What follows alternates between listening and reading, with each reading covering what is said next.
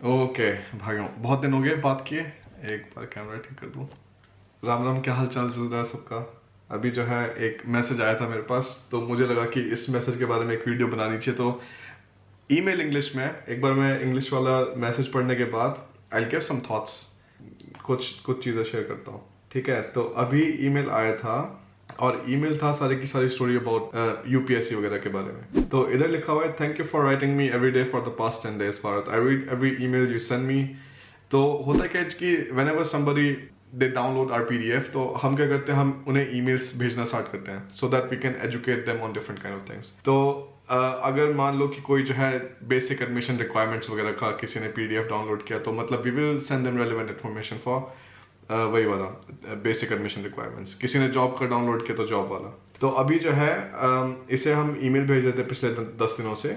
And he writes, thank you so much for such beautiful efforts you put in through your course and also free YouTube videos. But sorry to say I'm struggling to manage financially. Take a look at my profile so that you will understand my situation. और इस चीज़ पे मतलब सही में ध्यान देना। 2011, I passed out as an engineer in electronics from a normal college in Hyderabad. 2012, I got my PG diploma in VLSI design from CDAC Pune. 2013, I took civil services coaching. और 2013 से लेके 2020 तक ऑलमोस्ट मतलब 6, 6.5, 7 साल ही gave UPSC civil service exam. मुझे इस चीज से ना मेरे को इस चीज का लॉजिक समझ नहीं आता भाई। ठीक है, एक टाइम था जिस टाइम पे यूपीएससी वगैरह का मतलब बहुत बढ़िया सिस्टम होता था। ठीक है, इज्जत भी होती थी, वो सब कुछ सब सही है। ठीक है, पर इस टाइम पे ना सारी की सारी दुनिया यूपीएससी और सिविल सर्विसेज को ऐसे पुश करती है कि अगर तुमने सिविल सर्विसेज और यूपीएससी नहीं किया तो जिंदगी में कुछ बचा ही नहीं है। अगर ये नहीं किया तो जो है पता नहीं रिश्तेदार क्या बोलेंगे और जो है बाकी पड़ोसी क्या बोलेंगे, ये वो करके बहुत ड्रामे करते हैं। ये तो यूपीएससी का हाल है। ठीक है, गेट का भी सेम हाल है, गेट का सेम हाल है, आईईएस का सेम हाल है।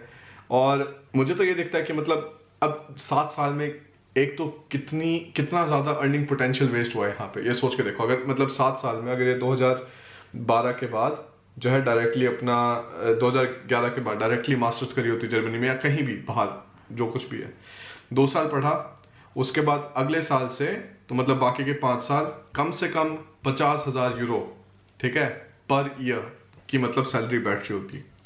और 50,000 को जो है एक बार कर दिया कितना, 5 से मल्टीप्लाई, तो ये हो गया 2.5 लाख, और इसको कर दिया 89 से मल्टीप्लाई। तो अब मेरे को तो जीरो भी काउंट नहीं हो रहा है इसमें। कितना हो गया ये, 1 2 3 4 5 2 करोड़ 22 लाख। ठीक है, 2 करोड़ 22 लाख रुपए इस लड़के ने इस वजह से वेस्ट किए क्योंकि जो है इसके घर वाले कह रहे थे कि तुझे जो है यूपीएससी करनी है। सारे के सारे इसी चीज में दुखी कर रहे थे कि यूपीएससी करनी है। अब जो है इसको 2 करोड़ 22 लाख को अगर तुम लोग इन्वेस्टिंग वगैरह में थोड़ा ध्यान देते हो, तो अगर तुम जो है इन पैसे को मतलब अगर स्टॉक्स वगैरह में लगाते या फिर जो है अपना कुछ घर वगैरह खरीदते, तो उसकी एप्रिसिएशन एक्स्ट्रा होती। तो ये तो सारी की सारी ना मेरे को हमेशा लूज लूज सिचुएशन दिखती है। जो ये एक्स्ट्रा जो प्रेशर है ना, मेरे को पता है, मेरे को तो अपना 12वीं वाला पता है, ठीक है, 10वीं का पता है। 10वीं में सारे के सारे लगते थे कि ठीक है बस मतलब इस टाइम पढ़ लो और उसके बाद जो है अपना 12वीं में देखेंगे। 12वीं में भी सेम ड्रामा है, उसके बाद फर्स्ट ईयर में, सेकंड ईयर, थर्ड, फोर्थ, हर एक ईयर में सेम ड्रामा है। ठीक है, और उसके बाद जब बैचलर्स खत्म हो जाए उसके बाद फिर से मास्टर्स कर लो, उसके बाद पीएचडी कर लो। भाई कब तक पढ़ोगे। ठीक है, ये जो है ना मतलब इंडिया में जो एजुकेशन इंडस्ट्री जो खतरनाक बैठी हुई है, मतलब कि जिसके अंदर कोचिंग में इतना पैसा लगा रहे लोग, मतलब जितना ये समटाइम्स अपना प्रॉपर एजुकेशन में नहीं लगाएंगे, वो चीजें मेरे समझ से बाहर है। चीजें इतनी मुश्किल बनाने की जरूरत ही नहीं है कि अगले को कोचिंग लेने की जरूरत पड़े। मुझे पता है हमारा जो कोचिंग कल्चर वगैरह ना सारा ये हमारे टाइम पे ही स्टार्ट हुआ था, हमसे लगा ले 4-5 साल पहले ऐसा कुछ। ठीक है, मुझे तो ये चीज समझ आती नहीं थी उस टाइम पे। मैं ठीक है यार, आधा टाइम हम स्कूल में लगा रहे हैं, फिर हम जो है कोचिंग इंस्टीट्यूट्स में लगा रहे हैं, फिर मैं दिल्ली जाया करता था, विद्या मंदिर क्लासेस होती थी वहाँ पे। उस टाइम पे मतलब काफी बढ़िया होता था। अब तो मतलब सब कुछ हो रखा है, अब तो हर कुछ आउटसोर्स हो रखा है। पर जब मैं पढ़ता था वहाँ पे मतलब काफी सही था, और तो दिल्ली जाया करता था। पर उस सब का मेरे को लॉजिक कभी समझ नहीं आया, मतलब कितना की कर ले आदमी और क्या कुछ मतलब कोचिंग पढ़ ले और कितना कुछ जो है बाद में जो है दिमाग में बचेगा। मैं सच बताता हूँ, अगर मतलब मेरे से कोई 11वीं 12वीं का पूछता ना, या मतलब मेरे चाइल्डहुड के बारे में कुछ पूछता है, तो 11वीं और 12वीं ऐसा मतलब फेज है मेरे लिए जिसको मैं याद नहीं करना आता। बैचलर्स का भी मोस्ट ऑफ द पार्ट जब तक मतलब मेरे दिमाग में नहीं था कि ठीक है अब जर्मनी जाके कुछ और करना है, मेरे दिमाग में उसको भी मतलब मैं ज़्यादा ग्लैडली मैं उसको जो है याद नहीं करता, क्योंकि मेरे को याद है तीसरे साल में जो है मैं गेट की कोचिंग में घुस गया, क्योंकि सारी की सारी जनता जा रही थी। तो गेट की कोचिंग के लिए हमें डीक्रस मूर्थल, सोनीपत में जो मेरा यूनिवर्सिटी थी डीक्रस मूर्थल, वहां से मेरे को जाना पड़ता था। हम सारे जाते थे, क्या मेडीजी कुछ महीने गए, उसके बाद मैंने तो छोड़ दिया। मैं कहा भाई ये सारे काम हम पे नहीं होंगे, ठीक है। और उसके बाद सबसे अलग चीज जो मतलब मैंने उस टाइम पे करी थी कि मैं डिसीजंस बहुत जल्दी जल्दी ले रहा था। तो अगर मुझे लगा कि ठीक है, मैंने ये जो है चीज बढ़िया नहीं लग रही, थोड़ा लॉन्ग टर्म सोचा, अगर फिर भी ठीक नहीं लग रही, छोड़ो, अगली चीज पे आगे जाओ। तो ये चीज काफी जरूरी है। और मतलब तुम तो सारे के सारे जो है इंजीनियरिंग एंट्रेंस एग्जामिनेशंस वगैरह से निकले ही हो, तो उसमें भी यही बोलते हैं कि कोई चीज समझ नहीं आ रही तो छोड़ के आगे चलो। तो अभी जो है इसमें लिखा हुआ है कि I was exhausted completely with continuous UPSC failures and gone severe stress, nobody offered us a job because of such a huge gap in my studies in India. तो 7 साल का जो है वर्क एक्सपीरियंस में, मतलब वर्क एक्सपीरियंस तो है नहीं, ठीक है, गैप ही है एक तरीके से सिर्फ पढ़ाई की तैयारी के लिए। Indian companies are not interested in somebody with gaps with nothing to show, so I became a failure man.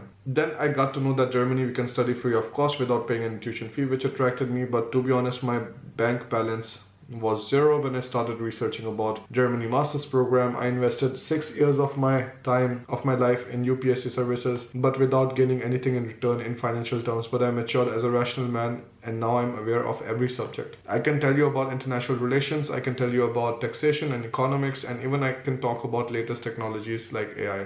It's a generalist. ऐसे लोग बहुत बढ़िया मैनेजर बनते हैं क्योंकि उनको हर एक चीज का थोड़ा थोड़ा पता है। अब मेरी जो टीम है, अभी मेरी टीम में सिर्फ 6 लोग हैं, हम एक्सपेंड करें अभी 10 लोग होंगे। तब होता क्या है कि मैं स्पेशलिस्ट हायर करता हूँ, पर सारी की सारी चीजों का एक तरीके से जो ब्रॉड आइडिया है वो मेरे को होता है कि ठीक है ये चीज ऐसे होती है, ये चीज ऐसे होती है, वेबसाइट डिजाइनिंग का इतना पता होना चाहिए, सोशल मीडिया का इतना पता होना चाहिए, एसईओ का इतना पता होना चाहिए, ताकि मैं आगे बता सकूं उनको कि ठीक है मतलब तुम लोग सही डायरेक्शन में जा रहे हो नहीं जा रहे हो, ठीक है। मैं डायरेक्शन देता हूँ, अपना काम करते हैं। पर जर्नलिस्ट होना मतलब कोई बुरी चीज नहीं है। I realise that I needed a break for moving out of country from everything, so Germany is good option for me, but right now I can manage to earn 30K as a content writer, but this much small amount of money, at least I can't even buy a ticket to fly to Germany. I'm planning to apply for bank loan once I get admission, but sad thing is that here I'm not getting any single letter of recommendation from professors. I'm requesting universities to give me relaxation due to COVID conditions, so I'm unable to contact professors. I hope things go well as per plan.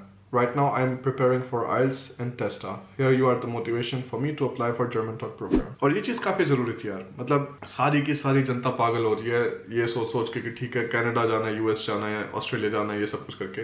पर financially smart decision लेना बहुत जरूरी है, क्योंकि life में अगर तुम बिल्कुल जीरो से स्टार्ट हो रहे हो ना, और कोई तुम्हें रिसोर्सेज देने वाला नहीं है, तो तुम्हें ही स्मार्ट डिसीजन लेना है। जो भी डिसीजन लोगे तुम्हें उसके साथ आगे बढ़ना है, ठीक है। कोई और तो आएगा नहीं, किसी और पे तो वो सारे के सारे डिसीजन इंप्लीमेंट होंगे नहीं, जनरली तुम्हें ही मतलब वो सब कुछ देखना होता है। तो इन चीजों में मतलब जर्मन टॉक प्रोग्राम काफी सही रहते हैं, चाहे मतलब काफी लंबा गैप हो, चाहे जो है मतलब प्रॉब्लम्स हो वर्क एक्सपीरियंस में, जो कुछ भी है, तो उसमें जर्मन टॉक प्रोग्राम्स काफी सही रहते हैं। उसमें मतलब कोई दिक्कत नहीं होती, आगे आसानी से पढ़ सकते हैं जर्मनी में, तो ये बढ़िया चीज है। और इसमें भी जो एलओआर वगैरह का सिस्टम है, बाकी जो मतलब हो सकता है सिमिलर सिचुएशन में, तो एक चीज याद रखना कि ये सारी चीजें इतनी ज्यादा जरूरी नहीं है।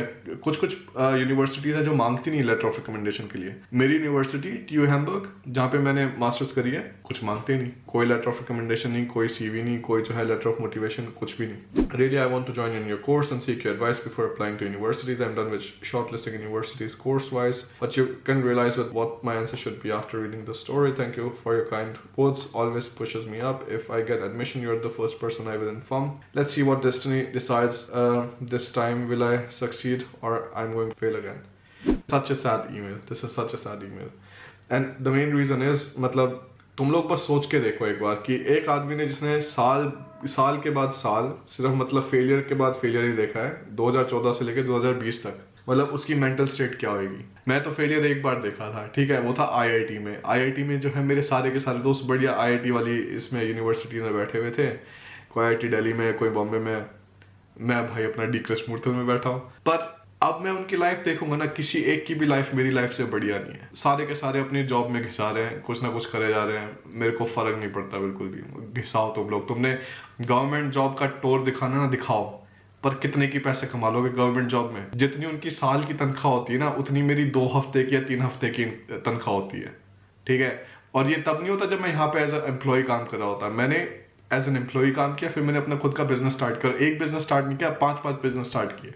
तो ये सारी चीजें तो ना मतलब जो कुछ भी पास्ट में होता है उसका थोड़ा बहुत इम्पैक्ट रहता है, पर मतलब किस हिसाब से तुम उसको यूज करो, उसको मतलब एज अ मतलब रिवेंज की तरह यूज करो कि भाई हाँ ठीक है ये सारा का सारा काम हो गया, अब मेरे को जो है चीजें बढ़िया तरीके से करनी है, या फिर मतलब उससे दुखी होना स्टार्ट हो जाओ, ये मतलब दोनों अपने ही हाथ में होता है। पर मेरे को नहीं लगता कि ये बिल्कुल बढ़िया डायरेक्शन है। अगर तुम में से कोई और अभी भी मतलब गेट की तैयारी कर रहा है या फिर जो है इसकी सिविल सर्विसेज वगैरह की तैयारी कर रहा है और तुम्हें कुछ साल हो गए, तो तुम एक बार ढंग तरीके से सोच लो कि मतलब तुम किस डायरेक्शन में जा रहे हो और मतलब जाना चाहते हो या नहीं जाना चाहते हो। एक ना ये चीज समझना बहुत मुश्किल हो चुका है अपना इंडियन कल्चर में कि तुम्हारी विशेष क्या है और तुम्हारे पेरेंट्स की विशेष क्या है और तुम्हारे जो है रिलेटिव्स की विशेष क्या है, क्योंकि बहुत टाइम ऐसा लगता है कि सारी चीजें मतलब मिक्स्ड है, मतलब जो पेरेंट्स की विश है वो हमारी विश है, जो पड़ोसियों की विश है वो हमारी विश है। तो इस चीज को बहुत बढ़िया तरीके से टैकल करो, बैठो सोचो इसके बारे में कि मतलब किस डायरेक्शन में आगे जाना है।